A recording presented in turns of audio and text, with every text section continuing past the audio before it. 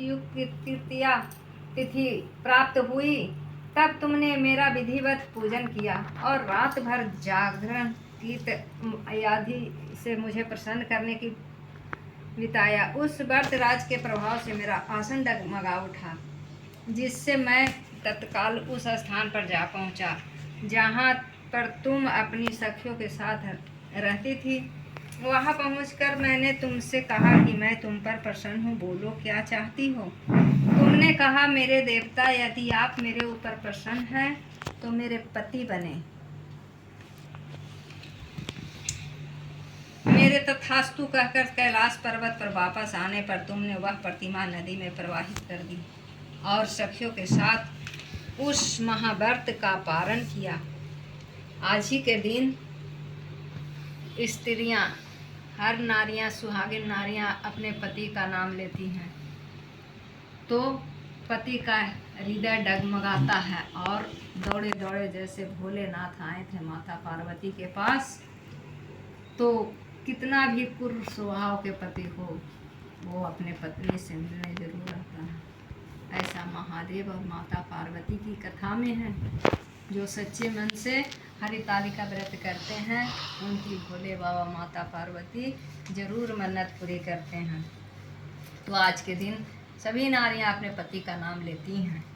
पति रावण भी हो तो दिल से पुकारा जाता है अपने पति को। तो प्रवाहित कर दी और सखियों के साथ उस महाव्रत का पारण किया। हिमवान भी तब तक उस वन में तुम्हें खोजते हुए आ पहुँचे। चारों दिशाओं में तुम्हारी खोज करते करते वे व्याकुल हो चुके थे, इसलिए तुम्हारे आश्रम के समीप पहुँचते ही गिर पड़े। थोड़ी देर बाद उन्होंने नदी के तट पर 2 कन्याओं को सोते हुए देखा।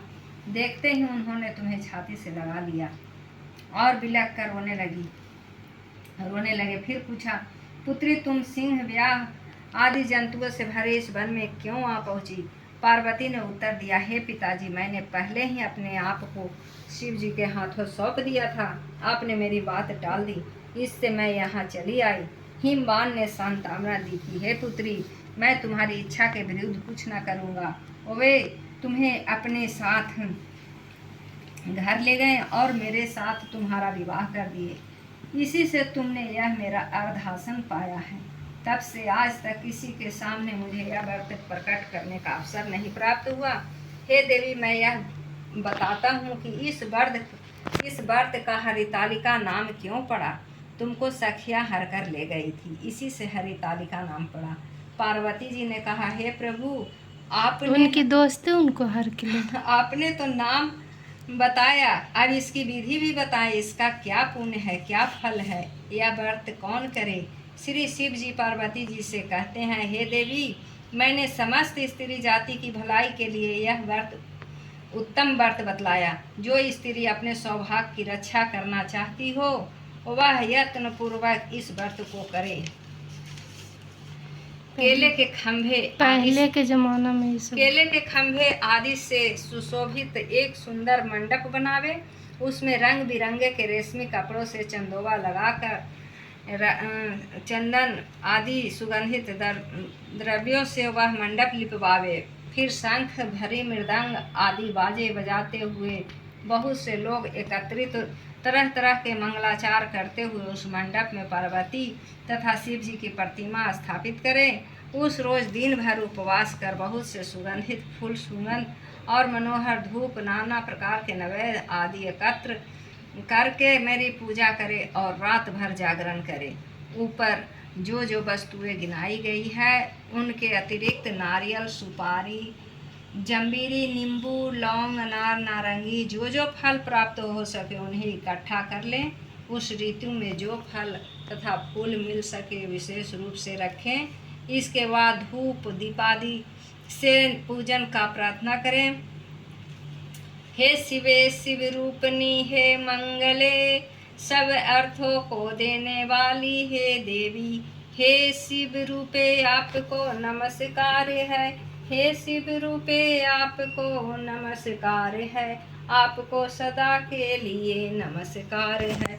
हे ब्रह्म रूपनी, आपको नमस्कार है। हे जगदात्री, आपको नमस्कार है। हे सिंह वाहिनी संसार से भय भयभीत मुझ दीन की रक्षा करे। इस कामना की पूर्ति के लिए मैंने आपकी पूजा की है। हे पार्वती, मुझे राज और सौभाग्य दें, मेरी बेटी पर दया करें, मुझ पर प्रसन्न होवे। इन्हीं मंत्रों से पार्वती तथा शिव जी की पूजा करें। तदंतर हे भोलेनाथ, अगर आपने मेरी मन्नत नहीं सुनी, अगर आपने मेरी मन्नत पूरी नहीं की भोलेनाथ माता पार्वती, मेरे जो दिल में इच्छा चल रही है आपको पूरी करनी है महादेव। अगर पूरी नहीं हुई तो आपका भी नाम हस्ती होगा महादेव कि मैं आपकी शिष्या हूँ। मैं शीला यादव।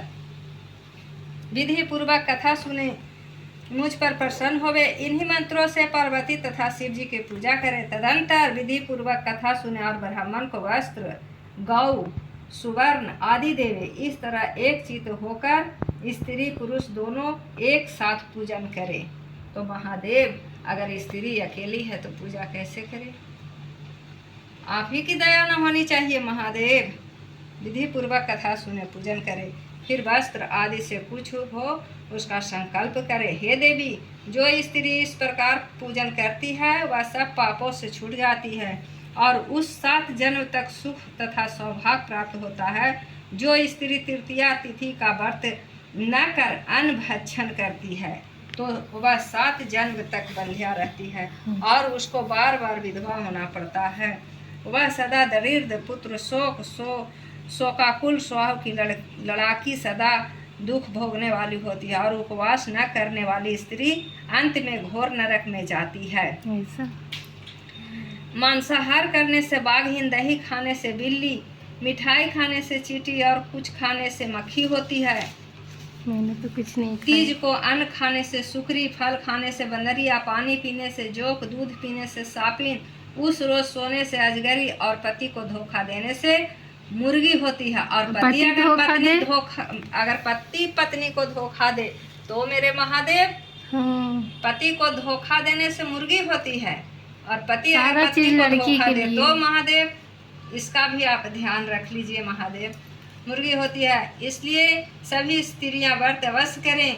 दूसरे दिन सुवर्ण, चांदी, तांबा अथवा बांस के पात्र में अन्न भरकर ब्राह्मण को दान दे और पारण करे। जो स्त्री इस प्रकार व्रत करती है वह मेरे समान पति पाती है और जब वह मरने लगती है तो तुम्हारे समान उसका रूप हो जाता है। यानी जो स्त्री मरने समय, आप तो भोलेनाथ हैं।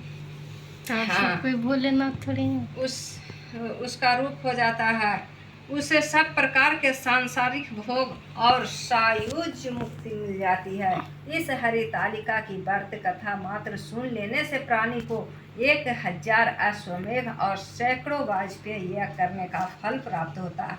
हे देवी, मैंने यह सब व्रतों में उत्तम व्रत बतलाया जिसके करने से प्राणी सब पापों से छूट जाता है। इससे कुछ भी संशय नहीं है। तो सभी नारियां को चाहिए, सभी सुहागिन नारियां, महिला को, लड़की को, माताएं, बहनें जो भी हैं सभी को हरितालिका व्रत करना चाहिए। इससे अपने जीवन के सभी पापों से मुक्ति मिल जाती है। तो कथा यहीं पर समाप्त होती है, उसके बाद आरती होगी। और चलिए अब थोड़ा भगवान को ध्यान लगाइए, मोबाइल को रखिए, हरितालिका व्रत कथा को दिखाइए और मैं चश्मा अब हटाने जा रही हूँ। ठीक है, रखिए, आरती करेंगे तो अभी